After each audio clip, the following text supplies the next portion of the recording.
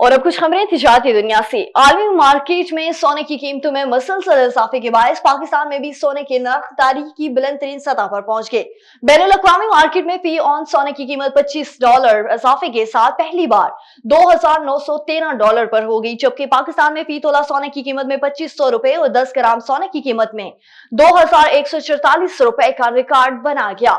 कीमतों में इजाफे के बायस मुकामी सराफा बाजारों में फी तोला सोने की कीमत ₹3,04,000 और 10 ग्राम सोने की कीमत ₹2,60,631 की बुलंद तरीन सतह पर पहुंच गया। जेर मुबादला के सरकारी सहाइज गुज़श्ता हफ्ते के दौरान $25 करोड़, $20 लाख की कमी से $11 अरब $16 करोड़ की सतह पर पहुंच गई।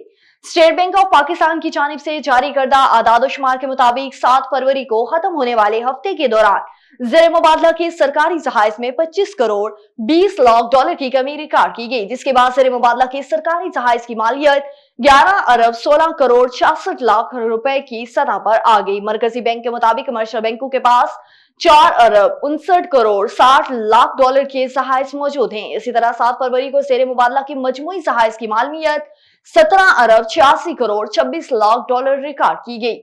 और रेलवे मुसाफिरों के लिए एक अच्छी खबर, पाकिस्तान रेलवेज ने शाह हुसैन एक्सप्रेस को बहाल करने का ऐलान कर दिया। कराची और लाहौर के दरमियान चलने वाली शाह हुसैन एक्सप्रेस को 25 फरवरी से बहाल अब शाह हुसैन एक्सप्रेस 3 किया जाएगा।